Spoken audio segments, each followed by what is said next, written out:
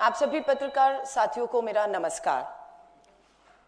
साथियों, भाजपा के शीर्ष नेतृत्व द्वारा आदेश हुआ भाजपा के नेताओं को कि ऑपरेशन सिंदूर का सारा श्रेय एक अकेले प्रधानमंत्री मोदी जी को दिया जाए।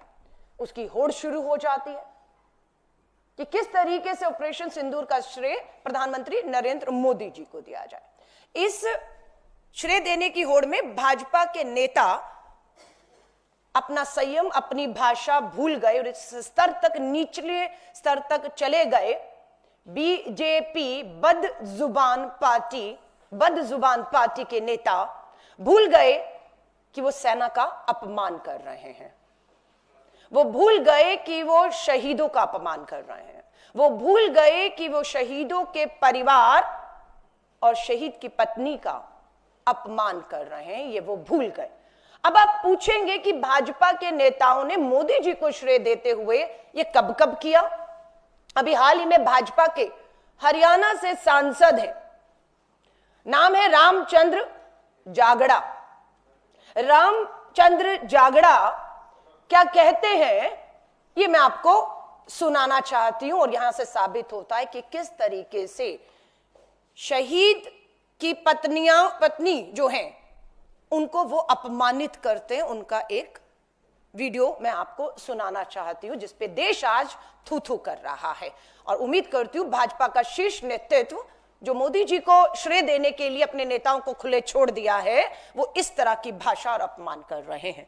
तो रामचंद्र, वहां पर जो हमारी वीरांगनाएं बहन थी जिनकी मांग का सिंदूर छीन लिया गया, अगर उन्होंने अहिल्याबाई का इतिहास पढ़ा होता तो उनके सामने उनके पति को कोई निरपराध इस तरह से गोली नहीं मार सकता था, चाहे वो भी शहीद हो जाए। वीरांगना का भाव नहीं था, जोश नहीं था, जज्बा नहीं था, दिल नहीं था, इसलिए हाथ जोड़ के गोली का शिकार हुआ। इसीलिए ये संग्राम का इतिहास पढ़ाने की परंपरा भारत देश में 2014 के बाद हमारे यशस्वी प्रधानमंत्री ने शुरू की, ताकि हमारे देश की हर नारी, उसके अंदर अहिल्याबाई का जज्बा हो, उसके अंदर झांसी की वीर रानी का जज्बा हो। अगर वो धर्म के ऊपर चले तो वो सावित्री बने, मदालसा बने, साध्वी बने। ये आपने सुना रामचंद्र जो हमारी जागड़ा भाजपा के सांसद कह रहे हैं कि जो शहीद हुए उनकी पत्नियों में जज्बा नहीं था, जोश नहीं था, दिल नहीं था। एक तरह से वो बता रहे हैं वो कायर थी, वो हाथ जोड़ रही थी, वो गिड़गिड़ा रही थी। अहिल्याबाई की तरह उन्हें कार्रवाई करनी चाहिए थी। कार्रवाई तो सरकार को समय रहते करनी चाहिए थी। सरकार ने माना, सर्वदलीय बैठक में उनसे चूक हुई है। अगला वीडियो आपका बीजेपी के मंत्री हैं विजय शाह। जब मैं कहती हूं सेना का अपमान, सेना की बहादुर वीर महिला अधिकारी का अपमान हुआ है तो कब और कहां किसने किया? भाजपा के मध्य प्रदेश से मंत्री हैं, नाम है विजय शाह, और यह अपमान करते हैं कर्नल सोफिया कुरैशी का। क्या कहा सुनिएगा।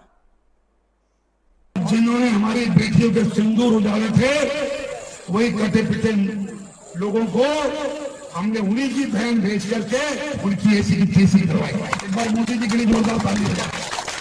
उन्होंने कपड़े उतार के हमारे हिंदुओं को मारा और मोदी जी ने उनकी बहन को उनकी ऐसी की तैसी करने हमारे जात से उनके घर। अब मोदी जी कपड़े तो उतार नहीं सकते थे, इसलिए उनके समाज की बहन को भेजा कि तुमने हमारी बहनों को अगर विधवा किया है तो तुम्हारे समाज की बहन आके तुम्हें नहीं बचाएगी। देश का सम्मान, मान सम्मान हमारी बहनों का तो आज तक बदला। तुम्हारी जाति की, समाज की बहनों को पाकिस्तान भेज करके कोई ले सकता है? और उन्होंने कहा था, ये भाजपा के नेता हैं और ताली बजाने वाले भाजपा आरएसएस की सोच और विचार के लोग हैं जो कहते हैं प्रधानमंत्री कपड़े नहीं उतार सकते थे। उन आतंकियों को नंगा करने के लिए उन्हीं की बहन, उन्हीं की बेटी कर्नल सोफिया कुरैशी को आगे किया गया है। यह दूसरा बयान है जो बहादुर सेना की हमारी बेटी का और सेना का अपमान करता है। तीसरा, यहां पर फिर आप देखेंगे उप मुख्यमंत्री जगदीश देवड़ा, मध्य प्रदेश के उप मुख्यमंत्री हैं, वो फिर सेना का अपमान करते हैं। सिंदूर, ऑपरेशन सिंदूर का श्रेय प्रधानमंत्री मोदी जी को वाह वाह तालियां देते हुए इस स्तर तक नीचे गिर गए कि यहां तक कह गए कि देश की सेना प्रधानमंत्री जी के सामने जो है वो झुककर नतमस्तक करती है। यह अपमान है सेना का। सुनिएगा इनके भी बयान को। जिन माताओं के सिंदूर को मिटाने का काम जिन लोगों ने किया, जिन आतंकवादियों ने किया और जिन आतंकवादियों को जिनने पाला, जो पाल रहे हैं, उनको नेस्त नाबूद नहीं कर देंगे तब तक चैन की सांस नहीं लेंगे। और यशस्वी प्रधानमंत्री जी को हम धन्यवाद देना चाहेंगे। और पूरा देश की वो सेना, वो सैनिक उनके चरणों में नतमस्तक है। उनके चरणों में पूरा देश नतमस्तक है।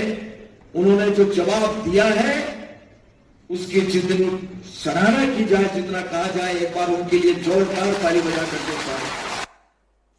ये आपने बयान सुना? ये अकेला तीसरा मामला नहीं। चौथा, आपको मालूम है हरियाणा से आने वाले नेवी ऑफिसर लेफ्टिनेंट विनय नावाल की युवा विधवा जो है, जिनका नाम हिमांशी है, किस तरीके से सोशल मीडिया पर उनको उनके विचारों के लिए कि हिंदू मुस्लिम मत करिएगा, यह मकसद था पाकिस्तान से आए आतंकियों का, आप ऐसा मत करिएगा, बस इतना कहना था। और पूरे सोशल मीडिया पर जिस तरीके से उन्हें ट्रोल किया गया, अपमानित किया गया, और उस पे कोई कानूनी कार्रवाई अभी तक किसी भी तरह की नहीं होती। इतना ही नहीं, विदेश सचिव विक्रम मिस्त्री जी की स्टेटमेंट के बाद उन्हें सोशल मीडिया पर ट्रोल किया गया और उनकी बेटियों की तस्वीरें ही नहीं, उनके निजी बेटियों के निजी फोन नंबर को भी वायरल किया गया। कोई कार्रवाई होती है? कोई कार्रवाई नहीं होती है। अब एक और बयान कि ये हो क्यों रहा है। हम इतिहास में गए और जानकारी ली। ये हिम्मत, ये बयान सेना की हमारी बहादुर ऑफिसर, शहीद का परिवार, शहीद की जो हमारी विधवाएं हैं, उनको अपमानित करने का सिलसिला शुरू कहां से हुआ। तो हम इतिहास में गए तो एक वीडियो जहां पर देश के प्रधानमंत्री नरेंद्र मोदी जी क्या कह रहे हैं, सुनिएगा। आज जिनकी रगों में खून नहीं सिंदूर बह रहा है, उनकी रगों में व्यापार और पैसा बह रहा है। सुनिएगा। सेना में एक जवान जितना साहस करने का ताकत रखता है ना, उससे ज्यादा साहस करने का ताकत व्यापारी रखता है। क्या बता रहे हैं? सेना सुनाइएगा दोबारा से। में एक जवान जितना साहस करने का ताकत रखता है ना, उससे ज्यादा साहस करने का ताकत व्यापारी रखता है। सेना के जवान से ज्यादा साहस व्यापार। विज्ञापन देखिएगा आप, दो विज्ञापन आपको यहां पर दिखाती हूं। पूरा देश पटा पड़ा है। ऊपर ऑपरेशन सिंदूर है और नीचे सेना की वर्दी में ये कर्नल सोफिया कुरैशी नहीं है, ये विंग कमांडर वोमिका सिंह भी नहीं है, ये हमारे सेना के तीनों प्रमुख भी नहीं है। ऊपर ऑपरेशन सिंदूर, नीचे राजनीति, प्रधानमंत्री जी। फैंसी ड्रेस कंपटीशन नहीं है। ये देश है, ये देश की सेना है और देश की सुरक्षा का सवाल है, और आपने इसको मखौल और मजाक बढ़ा दिया। रेल की टिकटों पर विज्ञापन कानून और नियमों के खिलाफ है। ये सुप्रीम कोर्ट का आदेश है। रेल की टिकट पर ऑपरेशन सिंदूर और प्रधानमंत्री नरेंद्र मोदी जी का फोटो, श्रेय विज्ञापन प्रचारजीवी प्रधानमंत्री इस स्तर पर उतारा है। हमें बिल्कुल आपत्ति नहीं होती अगर रेल टिकट पर सरकारी विज्ञापनों पर हमारे सेना के 3 प्रमुखों का तस्वीर होता, हमें कोई आपत्ति नहीं थी, हम स्वागत करते। सरकारी विज्ञापन, सरकारी रेल की टिकट पर हमारी बहादुर बेटियां, जिनको बार बार आपके सांसद मंत्री, आपकी पार्टी अपमानित कर रही है, उन दोनों बहादुर बेटियों की तस्वीरें होती, हम उसका स्वागत करते। आप कहते राजनीति मत करिए, यह शर्मनाक है, इसे कतई बर्दाश्त नहीं किया जाएगा। भाजपा के मंत्री विजय शाह, शर्मनाक बयान। प्रधानमंत्री जी नंगा नहीं कर सकते थे, इसलिए उन्हीं की बहन बेटी को, कर्नल सोफिया कुरैशी को आगे करके उन्हें नंगा किया। उन्हीं की बहन बेटी को बयान दिए हुए आज कितना समय हो गया। पुलिस ने हिम्मत नहीं दिखाई, मध्य प्रदेश की पुलिस पूरी दबाव में हिम्मत नहीं दिखाई। धन्यवाद करते हैं हाईकोर्ट ने स्वयं संज्ञान लेते हुए एफआईआर के आदेश दिए। सुप्रीम कोर्ट का धन्यवाद, एसआईटी का गठन कर दिया गया है। इसी महीने के अंत में एसआईटी अपनी रिपोर्ट सौंपेगी। कानून अपना काम कर रहा है और करेगा, हमें विश्वास है। सुप्रीम कोर्ट बिल्कुल इसमें दखल दे रहा, पर नैतिकता कहां है? भाजपा और आरएसएस और इन शीर्ष पदों पर बैठे नेताओं की नैतिकता कहां है? क्यों अभी तक विजय शाह, रामचंद्र जागड़ा या आपका जगदीश देवड़ा अभी तक पार्टी के सदस्य इन बयानों के बाद, शर्मनाक निम्न स्तर के बयानों के बाद बदजुबान पार्टी के ये नेता कैसे बने हुए हैं? सो हमारी बिल्कुल मांग है, ये जो महिला आयोग हरियाणा का है, अशोका यूनिवर्सिटी के एक प्रोफेसर के सोशल मीडिया पर दिए गए बयान पर तुरंत संज्ञान लेता है, तुरंत एफआईआर होती है, तुरंत अरेस्ट होता है, तुरंत जेल जाते हैं। आतंकी ने धर्म पूछकर पहलगांव में गोली मारी सर पर, पाकिस्तान के आतंकियों ने। हम आपसे हाथ जोड़कर निवेदन करते हैं, इस देश में धर्म पूछकर और धर्म जानकर कार्रवाई आप मत करिए कम से कम, वरना आप में और उनमें कोई अंतर नहीं रह जाएगा। पूरा सोशल मीडिया ट्रोलिंग देखिए, अपमानित करने को कहिए, कहीं यह सिलसिला रुक नहीं रहा है। तिरंगा यात्रा के नाम पर चुनावी लाभ जो है वो यात्राएं चल रही है, चुनावी लाभ। मोदी जी को श्रेय दीजिए और अपमानित करिए, जितने निचले स्तर पर आप उतर सकते हैं उतरिए। हमारी मांग है कि हर नेता, पार्टी का राष्ट्रीय अध्यक्ष हो, बदजुबान बीजेपी, बदजुबान पार्टी के राष्ट्रीय अध्यक्ष हो, प्रधानमंत्री जी हो, देश से माफी मांगिए। आप बार बार अपमानित कर रहे हैं और रोकिए अपनी इन यात्राओं को, जो सेना का, हमारे शहीदों का, उनके परिवार का, उनकी विधवाओं का अपमान कर रहे हैं। रोकिए ये यात्राएं। इन यात्राओं का कोई मकसद नहीं है, सिर्फ यही मकसद है कि आप अपमानित करें। माफी मांगने की बात है, हम मांग करते हैं नेताओं को पार्टी से बर्खास्त किया जाए। हमारी मांग है मंत्रियों से इस्तीफा लिया जाए जिन्होंने इस तरह का बयान दिया, चाहे वो उप मुख्यमंत्री हो मध्य प्रदेश के या मंत्री हो, इस्तीफा लिया जाए।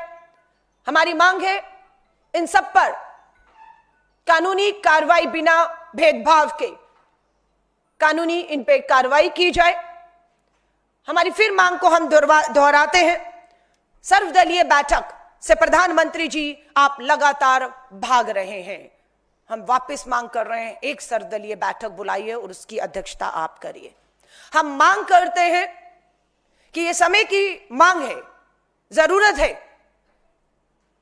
कि संसद के दोनों सत्रों को शीघ्र बुलाकर ऑपरेशन ब्लू स्टार पर पूरी व्यापक देश को जानकारी सरकार के द्वारा दी जाए, शहीदों को श्रद्धांजलि दी जाए, सेना की पीठ थपथपाई जाए, संयुक्त रूप से पूरा देश संसद में देखेगा। और पूरी इस ऑपरेशन में आपने खुद सर्वदलीय की पहली बैठक में स्वीकार किया था कि आपकी चूक की वजह से हुआ। और आपके रामचंद्र जागड़ा कहते हैं शहीद की पत्नियों में जज्बा नहीं था, जोश नहीं था, हिम्मत नहीं थी, कायर थी वो, इसलिए हो गया। और यहां तक कह गए अग्निवीर की ट्रेनिंग लेकर जाना चाहिए। जब पर्यटक गए थे वहां पर पहलगांव घूमने के लिए और उनको ट्रेनिंग लेकर अग्निवीर की जाना चाहिए था। अगर ट्रेनिंग होती तो 26 लोग को 3-4 लोग नहीं मार सकते थे। सवाल तो उठ रहा है कि वो 3-4 लोग की तस्वीरें हम कब तक देखते रहेंगे। विदेश सचिव, विदेश मंत्री जयशंकर ने अपने बहुत से इंटरव्यू में पूछा गया जब उनसे कि पहलगांव की घटना जो हुई, 26 लोग देखते देखते शहीद हो गए, उनकी हत्या करने वाले आतंकी कहां हैं? बोले फोटो जारी कर दी गई है, खोजबीन चल रही है, लेकिन ऑपरेशन सिंदूर सरकार की नजर में कामयाब है। वो देश में है, वो विदेश में है, वो पाकिस्तान में है, वो कहां नहीं मालूम।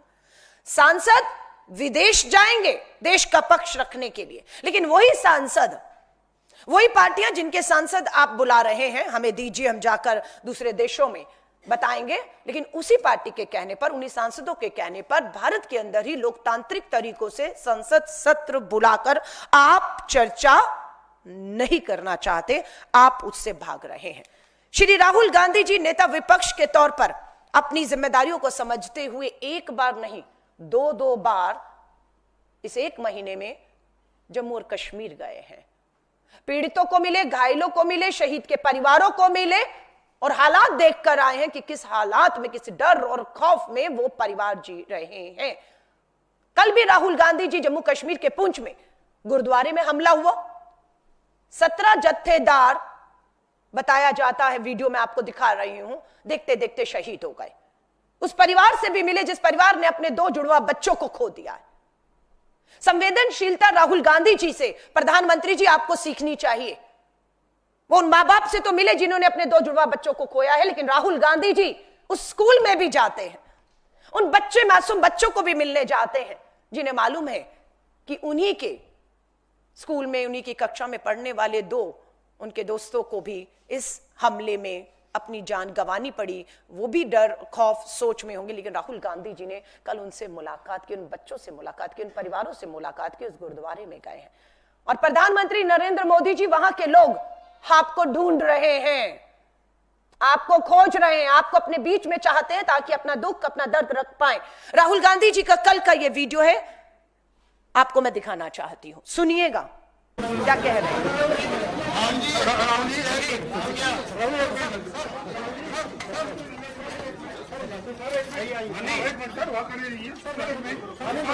यहाँ पे बंदूक की कैजुअलिटी हुई है, यहाँ पे हमारे 17 बंदे शहीद हुए। हमारे प्राइम मिनिस्टर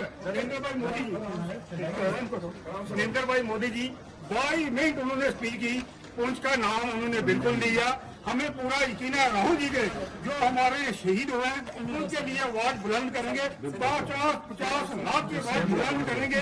ये इसीलिए पुंछ की हम इंडियन आर्मी के साथ। आप देख रहे हैं कल का राहुल गांधी जी का वीडियो है और वो बता रहे कि प्रधानमंत्री मोदी जी कभी बिहार, कभी केरला, देश के दूसरे राज्यों में जाकर भाषण तो कर रहे हैं, लेकिन उन्होंने पुंछ तक का नाम तक नहीं लिया। ये पुंछ का ही एक 17 जो शहीद हुए उन्हीं के परिवारों के लोग हैं कि कम से कम प्रधानमंत्री जी आइए मत, उसका जिक्र तो कर दीजिए। ये शर्मनाक है, ये बर्दाश्त नहीं किया जा सकता। इन सब की आवाज आपने राहुल जी को इसी वीडियो में सुना होगा कि बिल्कुल मैं आपकी आवाज, आपकी पीड़ा, आपका दर्द देश की सरकार और प्रधानमंत्री जी तक पहुंचाऊंगा। ये राहुल गांधी जी विश्वास दिला रहे हैं इस उम्मीद से कि ये सरकार सर्वदलीय बैठक बुलाएगी और राहुल गांधी जी जो 1 नहीं 2 बार वहां के लोगों के बीच में गए हैं उनकी बात को रख पाए, पर ये सरकार सर्वदलीय बैठक नहीं बुलाती है। राहुल गांधी जी इसलिए विश्वास दिला पाए क्योंकि वो नेता विपक्ष है, इस उम्मीद में है कि संसद सत्र बुलाया जाएगा और राहुल गांधी जी एक एक का दर्द कि बेघर हो गए। 1.5 लाख रुपया बताया जाता है, एक वीडियो में दिया जा रहा है, 1.5 लाख में पूरा घर बर्बाद है, नहीं बन सकता वो बता रहे हैं। काम धंधे उजड़ गए हैं, घायल अस्पताल में पड़े हैं मुआवजे के नाम पर, किसी तरह की। फिर राहुल गांधी जी बात उठाना चाहते हैं पर कहां उठाएं, कोई सुनने वाला है? आज भी रविवार का दिन है, मैं आपसे बात कर रही हूं, लेकिन प्रधानमंत्री जी दूसरों के मन की पीड़ा को सुनने की बजाय अपने ही मन का राग अलाप रहे हैं, करोड़ों रुपया उस पर फूंक रहे हैं। मुझे नहीं मालूम आज उनके मन की बात में क्या जम्मू कश्मीर के पहलगांव के इस आतंकी हमले के ऊपर उनके मन की बात में उसका कोई जिक्र आएगा या नहीं आएगा, ये तो हम बाद में देखेंगे।